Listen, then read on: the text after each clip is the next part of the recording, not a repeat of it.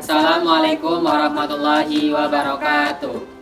Perkenalkan, kami dari kelompok 8B Biokimia kelas Indralaya yang beranggotakan saya sendiri, Ricci Arja Hidayatullah. Saya Mela Tati Anggini. Saya Nabila Putri. Jadi pada video kali ini kami akan membahas materi terkait struktur protein.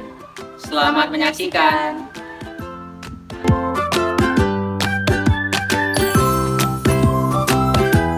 Tujuan pembelajaran: mahasiswa menguasai fondasi saintifik pada materi protein.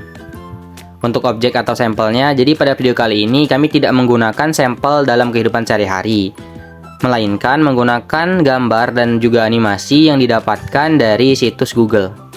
Untuk prosedur proyeknya, yang pertama, carilah dan pahami materi mengenai struktur tersier protein. Yang kedua, temukan bahan gambar yang dapat dijadikan objek dalam proyek ini. Yang ketiga, rekamlah dan jelaskan struktur tersier protein yang sudah digambar.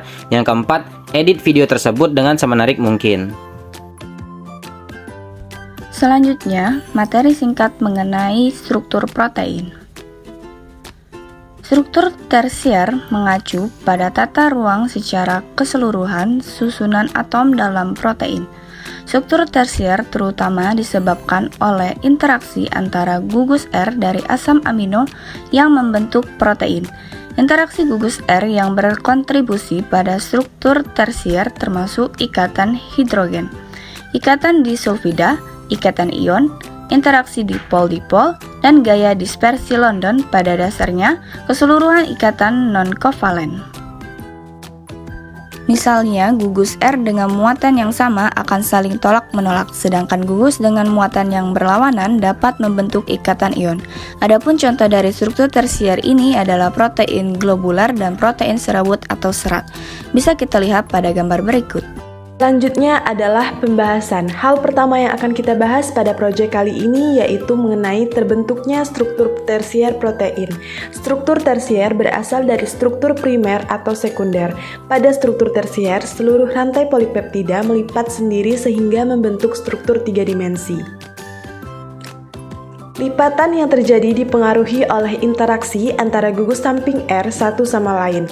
Kestabilan struktur ini bergantung pada gugus R pada setiap asam amino yang membentuknya dan distabilkan oleh ikatan hidrogen, ikatan disulfida, interaksi hidrofilik, interaksi hidrofobik, atau interaksi dipol-dipol.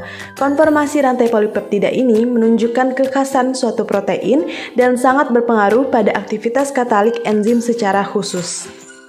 Selanjutnya akan kita bahas yaitu mengenai struktur protein melakukan fungsi biologisnya.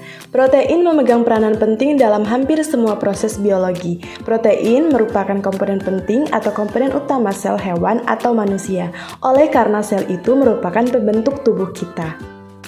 Fungsi dari protein globular adalah untuk bertindak sebagai mekanisme transportasi biologis, biasanya dalam bentuk globulin dan albumin serum. Kedua molekul protein serum juga disebut protein darah, ditemukan dalam plasma darah hewan hidup. Bentuk akrab globulin adalah hemoglobin yang disintesis dalam sel darah merah dan mengangkut oksigen ke seluruh tubuh. Serum albumin atau hanya albumin diproduksi oleh hati dan mengangkut asam lemak dan hemin, senyawa organik yang kaya zat besi yang memberikan sel darah merah warna karakteristik mereka.